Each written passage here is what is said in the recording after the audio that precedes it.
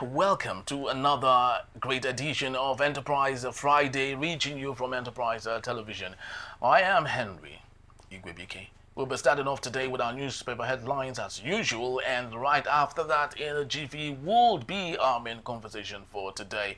I promise you it will be as a wonderful episode today. So you can always reach us if you may when you log on our website at enterprisetvnews.com. You may equally like, comment, and follow us on all our social media platforms at Enterprise TV7. We're very honored to have with us today Innocent Adoluba, journalist, public affairs analyst. Good morning to you, Innocent. Always my pleasure. Thank you be so here. very much for always giving us your time. We truly do appreciate it. So let's begin today, people, with the first daily on our desk coming from the Punch newspaper for today. Rivers emergency rule, that's the big story here. National Assembly backs Tinubu as Fubara counters the president's allegation. And also, we have just under that particular story, falling containers ground motorists on Lagos Ibadan Expressway. Innocent, let's talk about this for a bit because, of course, it's of national interest and concern. Because there's so much that we are not really talking about. We don't talk about the cause and effect of some of these consequences. Sometimes back, I did an expose on how much Nigeria, allows, get out of our system when we do not allow for our roads to be motorable, and especially with this accidents and mishaps that we have now and then. So speak to us. What do you think we can do to better solve the issue of this constant mishaps that we have, especially from our containers and logistics on our roads? I think we have roads in Nigeria that have reached a stage not contemplated from the beginning. Okay. As regards planning. All right. The extent of the development of road infrastructure is an index of the advancement of a particular country. So if you look at the United Kingdom, or let's look at cities. Mm-hmm. So if you are in Germany, you're traveling all the way from Frankfurt, Stuttgart, Cologne, Munich. It is their transport infrastructure that defines development. Someone could do Munich into Paris on train, or even in London, if you go through the channel, whether rail or road, you can come out in France around Calais there, and business goes on. So, but in Nigeria, we are stuck with lots of budgets, gigantic amount annually, with the alternative for transport remaining the same. So, for instance, Lagos carrying over 20 million people, a commercial hub, a nerve center, lots of people come in and go. The transportation planning is still a process. Pre-colonial. No, it has gone. It has gone beyond that. Okay. There is a word I'm looking for. There is something in transport they call aerotropolis. Okay. And so you tie all transportation around the airport area for easy, if you allow me to say the word, easy discharge and distribution of passengers. I think they've succeeded in that at the Murtala Mohammed Airport, the local one. As soon as you cross, there's a railway station that can take you wherever you want. A railway? Yes, there's a railway station. As soon as you leave the airport, coming into Ikeja, there is okay. a mega railway station. Yeah. There's also, let me use the word we like to use, an ultra-modern bus station there. Okay. So the three transport options, air, road, and rail, are present there.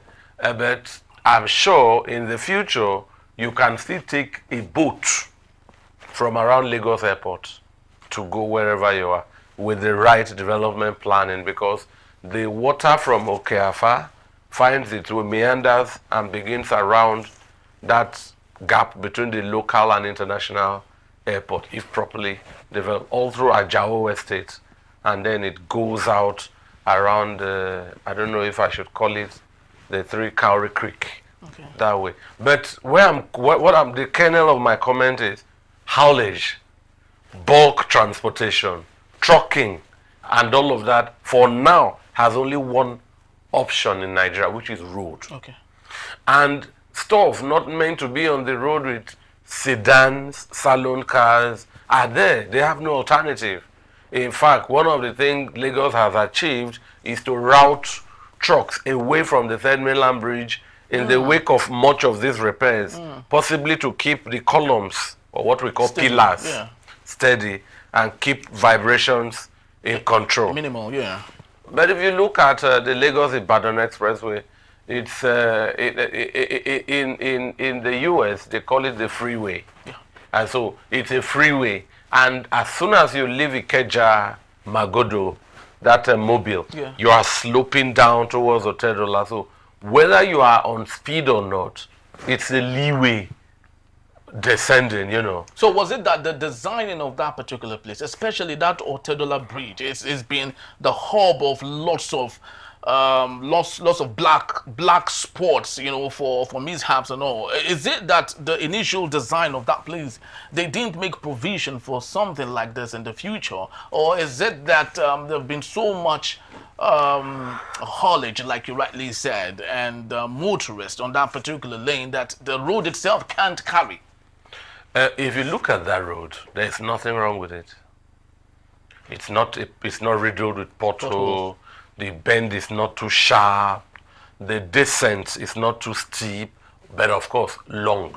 So, but what is the problem then? The problem in this case, I will put it to the condition of vehicles, Okay. and the discipline of the drivers. Oh. Because we don't see those who go to work daily in their small cars having accidents there compared to the truckers.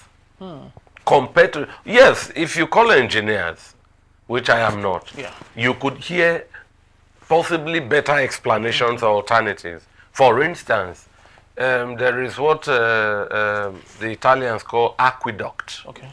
Aqueduct simply means where there are valleys, with or without water below, you bridge it.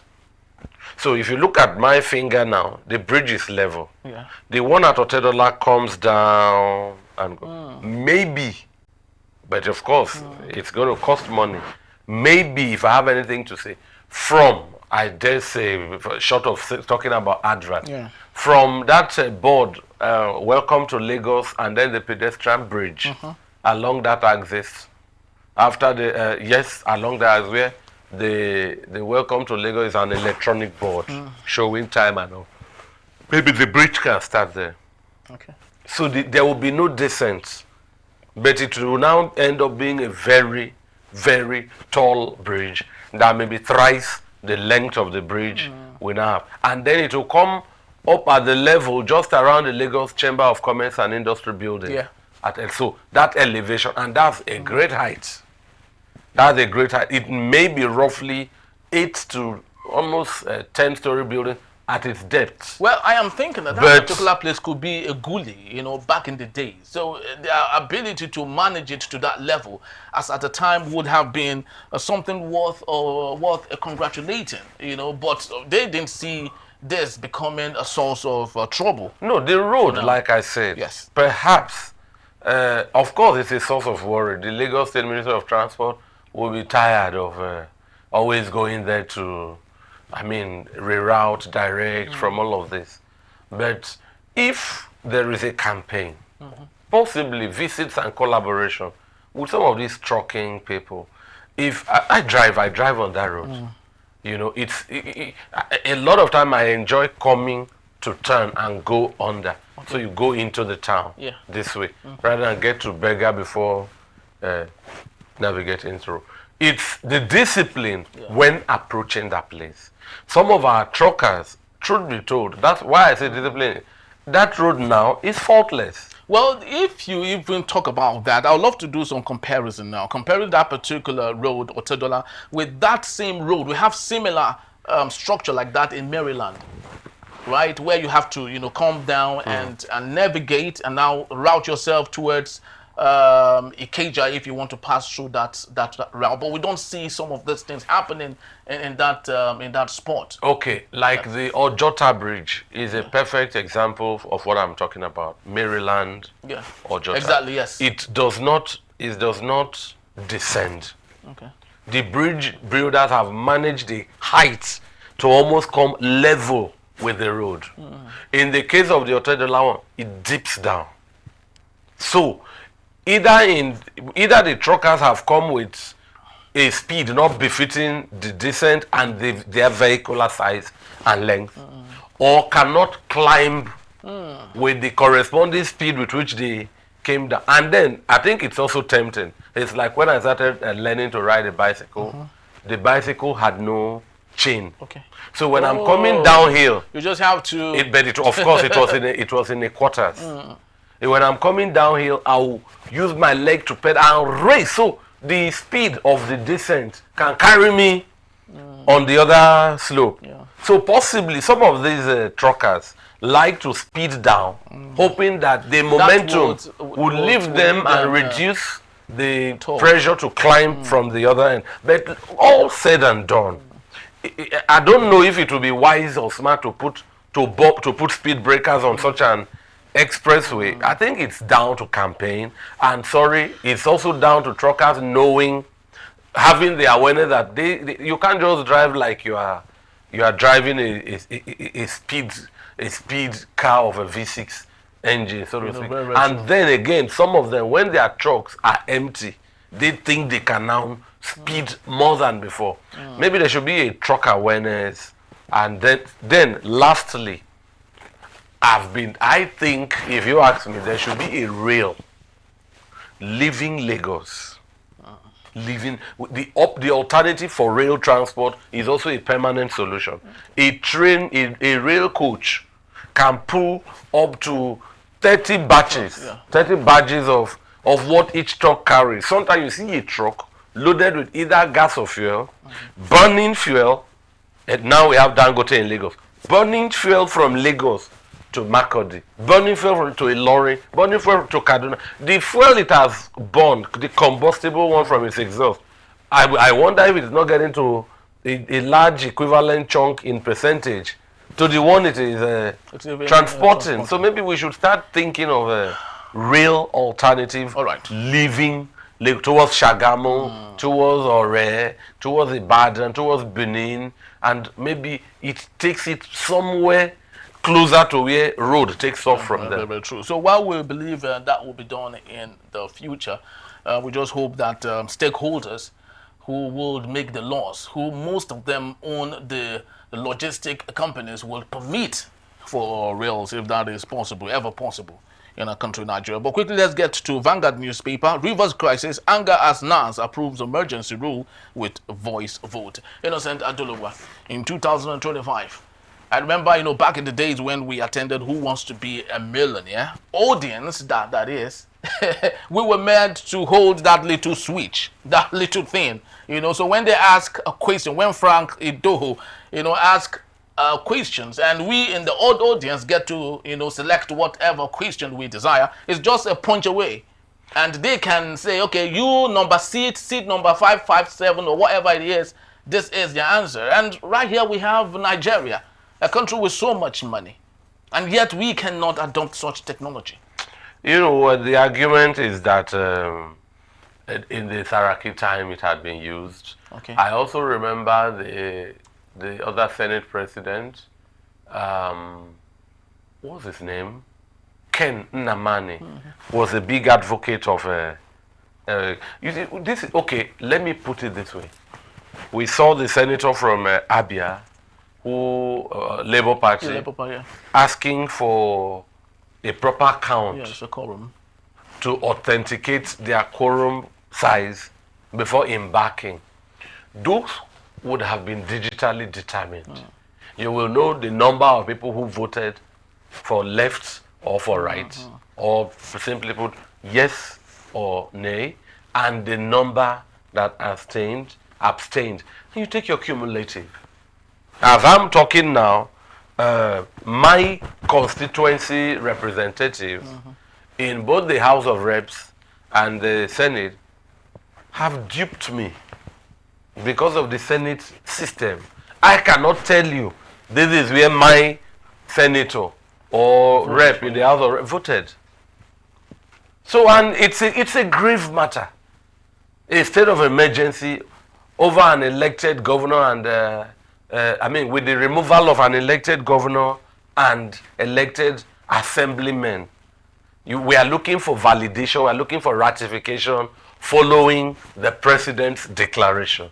And so these are opportunities for the Senate to carry out political socialization, enlighten, educate Nigerians. Let's see the processes you do.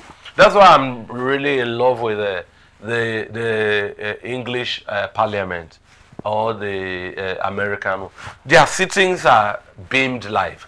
I think the 10th Senate shouldn't think that what they do is under camera is transparency. It is the process that should be transparent.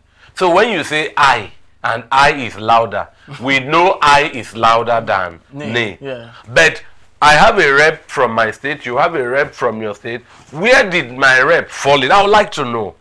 And see if my rep is representing himself or representing the yearnings of the people. There are representatives, as we speak, from where Boko Haram, bandits and all have chased their local people from their farms. They are now quarantined in IDP camps. When you take a vote concerning that issue, it will be ayes and nays. And the people, the constituents will be yearning to even know that their rep feels their pain. And it is a blind vote. It's like winking in the dark. Yeah. And like you said, I don't think this is down to affordability. Nigeria is a rich country. You need to hear the amounts we call out at budget, and you will get dizzy, Henry. Some amounts you hear, look, I just get dizzy. And if we look at all of that kind of amount, then you wonder why we will not agree with Honorable Obi Agwocha, the Labour Party member representing Ikwan Omoaya North South Federal Constituency, demanding a head count to confirm the presence of 2/3 members to form a quorum. But after the speaker had listened to him with some borrowed patience, he had to ask him to sit down because the Senator Honorable Agwocha was unrelenting. This need not happen. A vote, look at the Vanguard had reported that it was 243 House of Rep members that were present against 369. It has also reported 73 out of 109 senators. If that report from the Vanguard is credible, then the Senate had already perpetrated another illegality because the numbers were deficient, and then there is no universally accepted barometer, Henry, to determine if the exactitude of 2/3 was achieved. There is none. I don't know if you saw any. Wow. Well, this is a clear abuse of the rule of law from those whom we think should understand and interpret the law. And when such is the case, only God in heaven can help such a nation, to be honest to you. But of course, let's get to other matters on the same newspaper. Local content stimulates economic transformation. Innocent Aduluba, there's no gainsaying about that. One thing with Nigeria is we truly do understand the problems.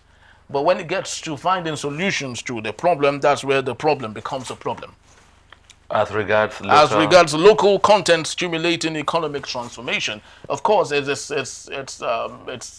no gainsaying about that. The thing is, Nigeria, since the days of President Muhammadu Buhari into this administration, Nigeria makes a lot of economic gains in the media.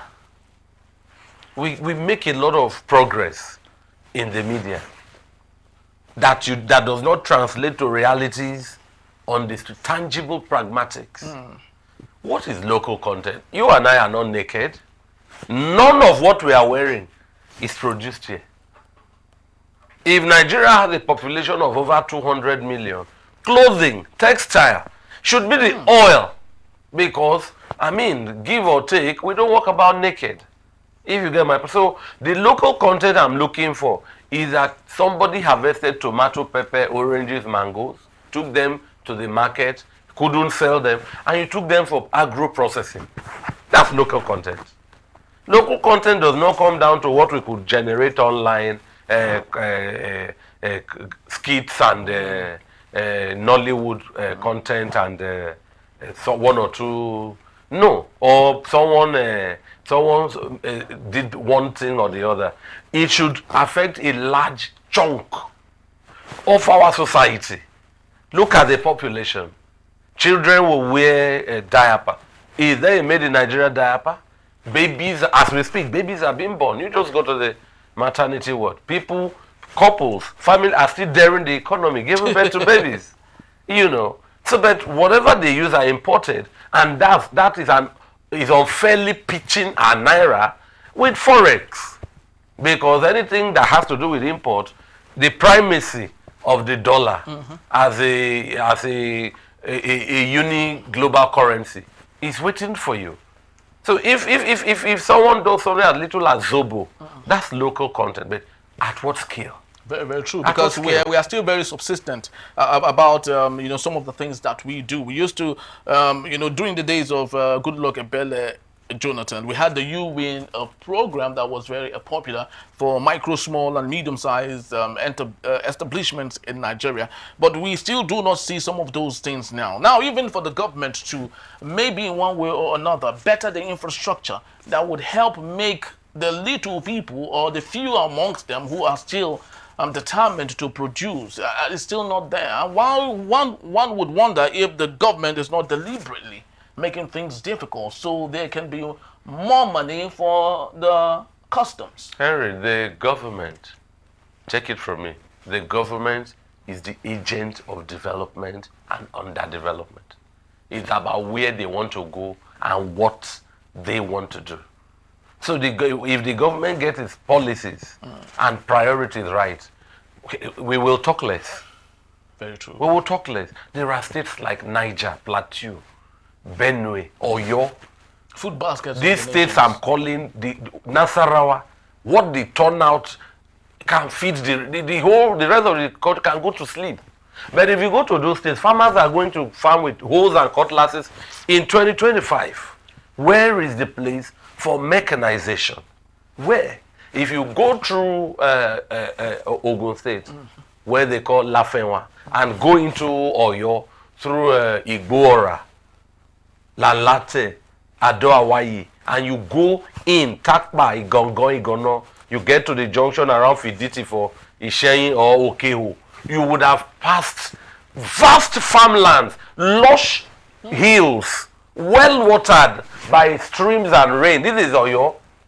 We've not entered Niger, which may be nearly twice the size of Oyo, nor Benue, the original food basket. The Plateau farms, as high as the name Plateau is, their land is marshy.